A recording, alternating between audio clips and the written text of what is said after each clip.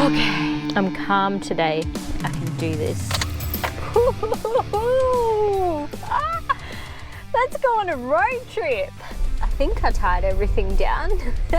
This is my camper van's third big road trip, but it's the first one since I rebuilt the interior. I didn't actually make a plan for this road trip. My only plan is to head north and escape the rain. I've been getting so down in the dumps from this winter. It's been incredibly cold and so rainy and windy, which has actually delayed doing the fit out because I don't have a garage, so I'm in my front driveway trying to build out all the carpentry inside with like blowing a gale wind and rain, and it's just made it very difficult. So I'm now headed on the highway to go to the north of WA to try and find some warm weather. Bring it on!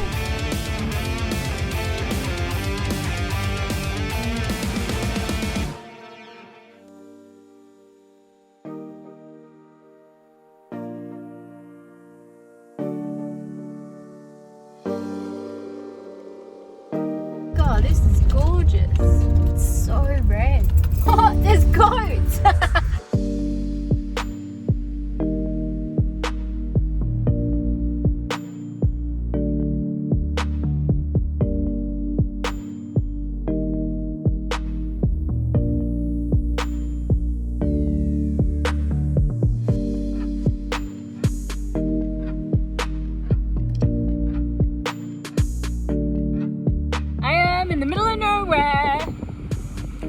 Happy. See what this is? Shorts. I just had to pull over to put on my summer clothes because I'm finally out of Perth and I'm warm. Yes!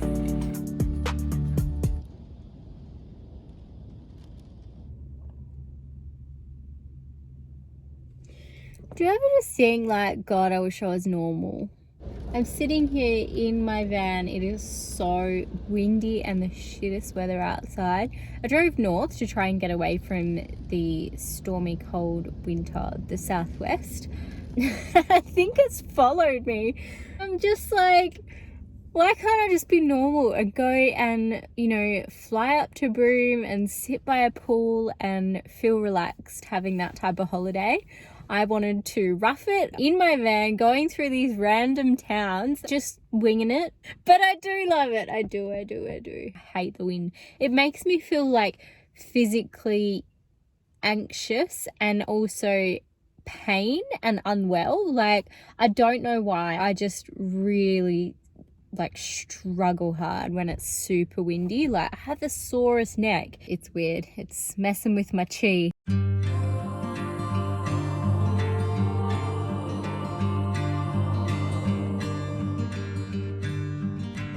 I'm in Fuck You. Gotcha. They actually have bumper stickers that say that they sell at the Roadhouse. No, this is Q, pretty much smack bang in the middle of the Great Northern Highway. I need one of those Great Northern beers. It is certainly an interesting town to check out if you've got the time. Heaps of highlights. I can't wait to show you everything I got up to here. I get it now. I just went into the Shire building to look at, they have a massive collection of historical photographs from when Kew and Daydawn and Big Bell and several other towns around this area were all bustling mining towns. There are, as you can see, still mines here, but the towns are not so much. They're either become ghost towns or a lot smaller of what they were back in the day. But just seeing those photos of the miners out in their little tents in the red dirt, I really connected with them, and it made me realise how far out you got a grid in your van. These people battled with the elements far worse than I am right now. I thought I was cold being in a camper van last night. 4 degrees when I woke up this morning.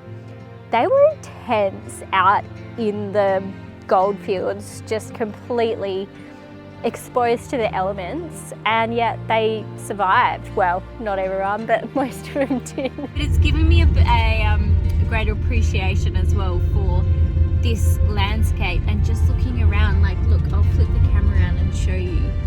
buildings. This used to be a town. Families came here from English European backgrounds to the Aussie elements. God, it would have been tough. Oh, those corrugated gravel roads. Wow, it is a big boy. I almost missed the turn off. I just need to open this gate and then we're through to somewhere very special.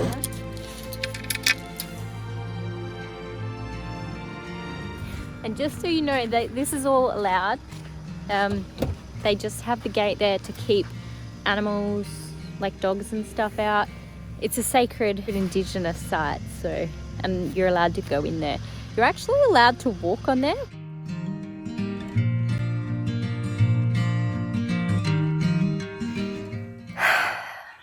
What a beautiful place to come and have my morning coffee and breakfast. Oh, the sound of the birds is just so serene.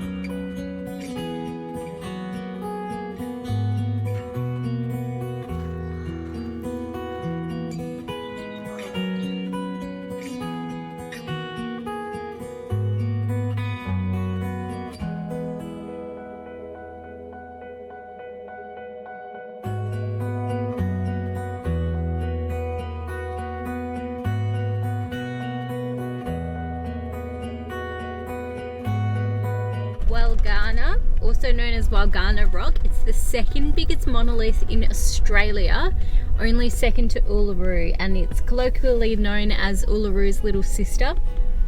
It is phenomenal, really special. I had wanted to go this road trip to go to Uluru, but because of water restrictions and time constraints, I didn't want to risk it. And lucky, because Australia has just gone all crazy, so it's a good time.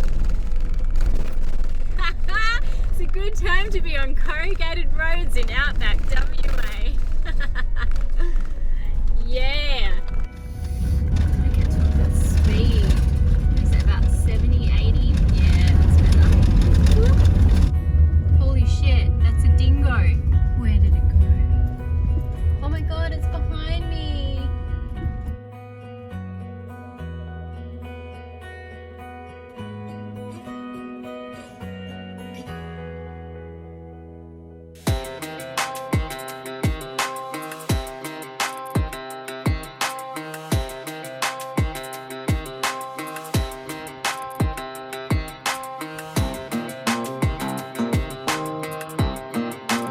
Ghost pub in a ghost town.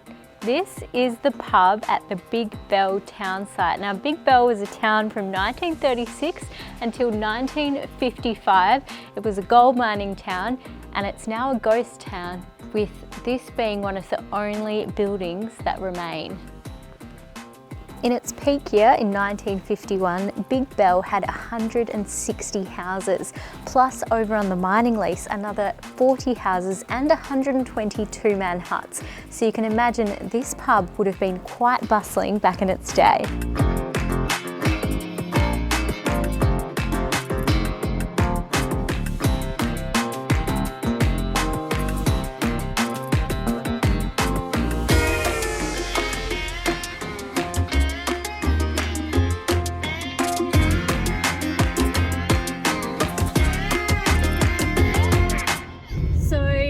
In the late 1800s and early 1900s, people came here to find gold, to find treasure in the Australian outback.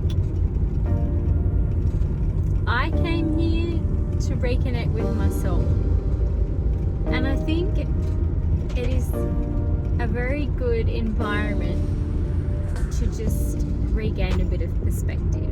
I've actually stayed here way longer than I initially anticipated. I thought I'd just be here a day or two, but I've ended up staying 4 nights just to get a feel of what life was like back in around the Federation time, which was when this town was really happening. It's a small town with less of a population than it had back then. And it gives you a sense of what Australia was like back in those days of the gold rush. So I found it really interesting. So I stayed 2 nights in a free rest stop in town and 2 nights at the local caravan park. Got a barbecue. So in there is where I freeze my eyes and put it back in my van. A laundry, a TV room in there, and super nice showers. Really clean, good facilities. And one other thing I'd like to say about this place is that the owners are really lovely and they seem to be really caring, which for me as a solo female traveller has been really, really comforting. So I do recommend this place. Kew is still a functioning town, but the crazy thing is a lot of these buildings are abandoned. There's nothing in them. There's only one shop in this whole strip. And then further down on the next row, there's a couple more. So it does feel like a ghost town, even though it's very much a working town. And the buildings are beautiful. Like, it's very well worth a walk around this place. So this building here in Kew is said to be the largest corrugated iron structure in the southern hemisphere. It's 2 stories high. It's made of timber and steel with pressed tin on the inside.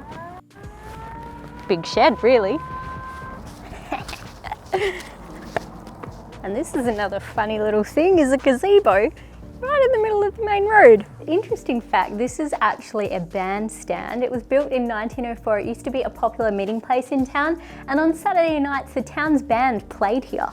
How cool, before it was bitumenized. I'm sure everyone just hung out on the dirt road, having a great old time. And it's even got a fountain for drinking water. Wonder if it works. Yeah, it works.